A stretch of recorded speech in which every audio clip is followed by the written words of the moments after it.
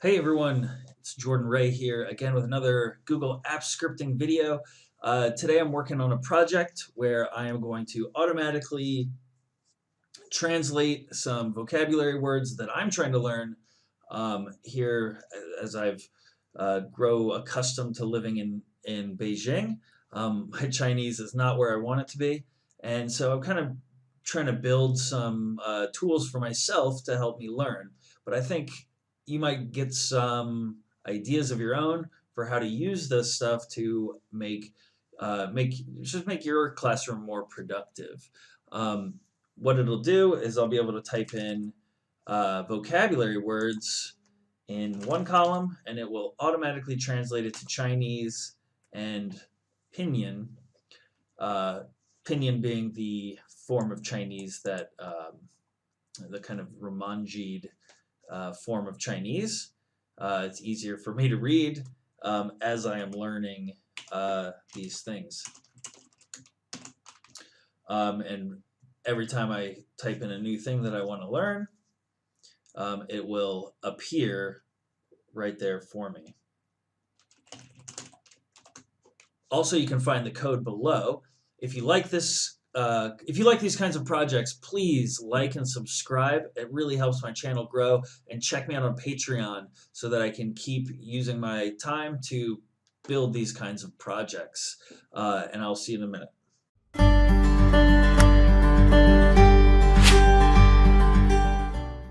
Okay, so I've got my spreadsheet open, and we need to go into the Tools and Script Editor. Get started. The first thing I'm going to do is create all of the sheets that I want for various categories. And instead of just, creating them down here and then renaming them all, I want to do it programmatically. So let's call this, I'm just going to call it part one. I'm going to break this this project into a couple different parts here. Okay, so the first thing I want to do is I'm going to just call it create sheets, and it won't take any parameters, but what it will have is an array of categories. Now I'm going to break this down into multiple lines because I want to have categories like greetings, and I want to have a category of question words. I'll just call it questions. Oop. Then I want animals, and I want food, and how about clothes, and entertainment, and I'll leave it at that for right now. Now I'm going to call the spreadsheet app service. We're going to get the active spreadsheet, and I want to save this into a variable SS. And we're going to loop through the categories, and on this SS, the spreadsheet object that we've created, we're going to create a new sheet. So let's just use a simple for loop. I is less than categories length, and we're going to increment by 1. And we can do create, nope, let's add. It is insert sheet, and we can put the name in with categories I. So right off the bat, let's just go ahead and run that, and that'll create our all of the sheets that we need.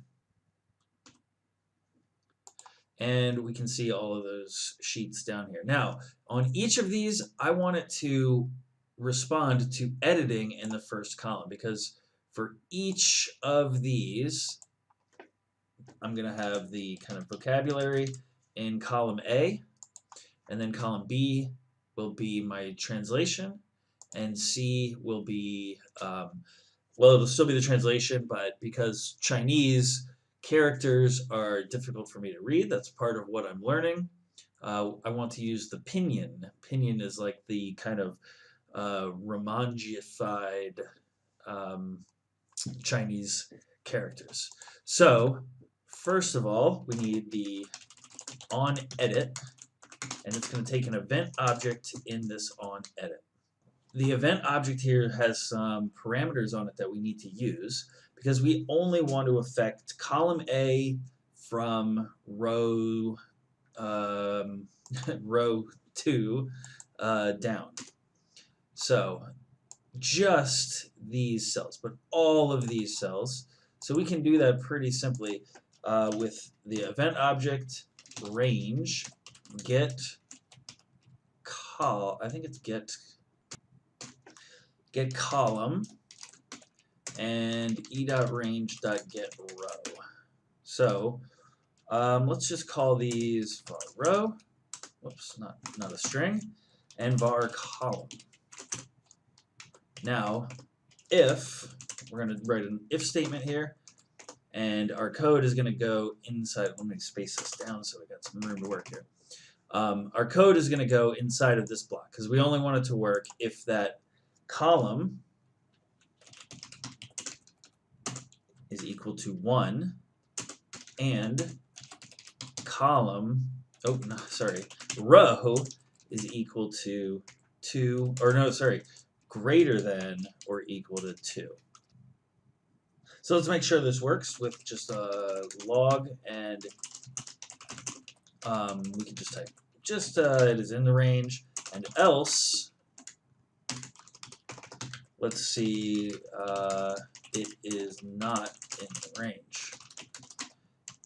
Okay, in the range here of A2, if we type test, we should be able to look at our log, and we see it is in the range. But if we just type in B2, we should get it is outside of the range, or it is not in the range. It is not in the range. Perfect. So we can actually remove this else statement. You don't need an else statement to go with if. You can always just leave that off because we just want it to be if this happens. Now, how are we going to access this language app? Let's go ahead and call it here. Let's take a look at what it auto-completes. Translate a string, and then from source language to target language. And then there's even one with some optional advanced arguments. You can look those up in the documentation should you need to. There are things like taking HTML and translating that. I can't remember. I can't think of any others off the top of my head, but that's a pretty good one.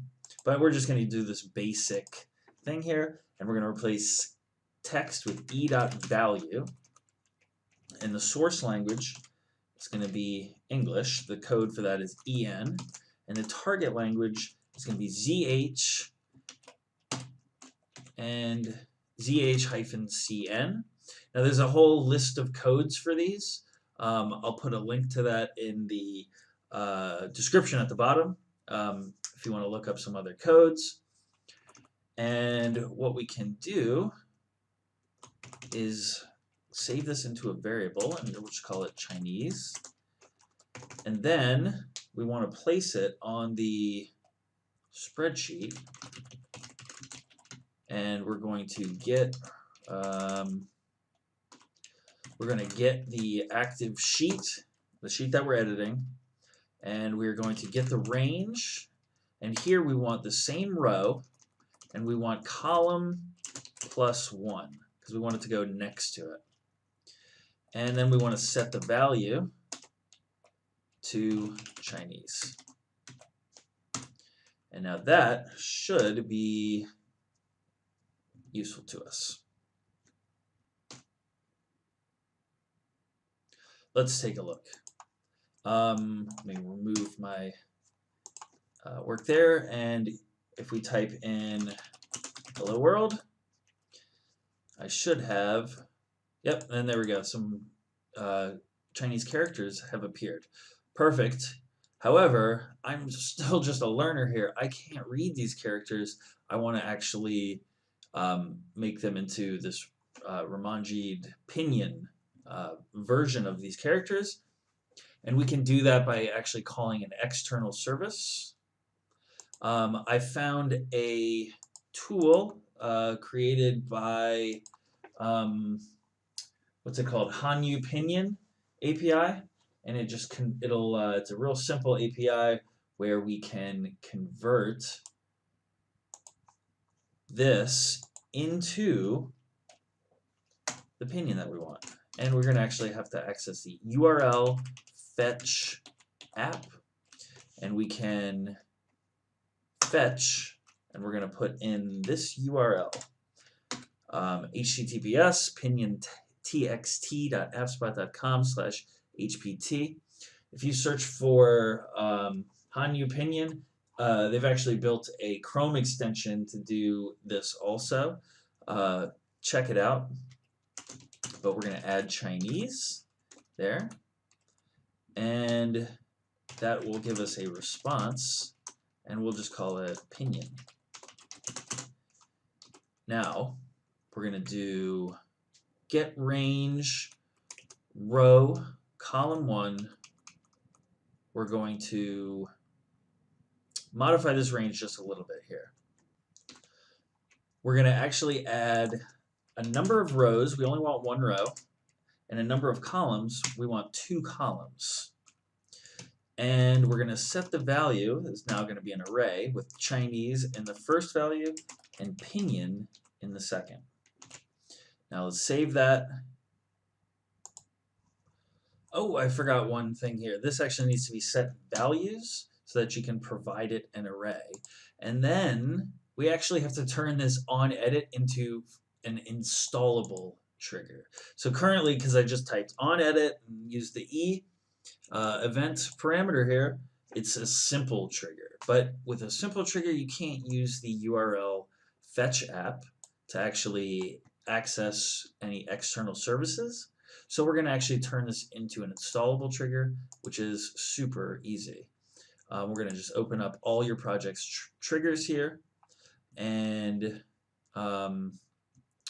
I don't need any of these, so I'm going to save that. I don't know why those were in there. Open up all your triggers, no triggers set up. We're going to run onEdit. It's going to be from spreadsheet, and it's going to be onEdit again. Let's save that. It's going to ask for permissions to access external services here and connect to an external service. You see that there. And that's just because I am making this fetch, well, it's really just a get request to this URL with the Chinese characters that I need converted. Okay, I realized I forgot one other thing here. I put the Chinese and Pinyin into an array, but it actually needs to be a multi-dimensional array because it goes by row. Every array inside the array is a different row, and even though we only have 1 row, you still need to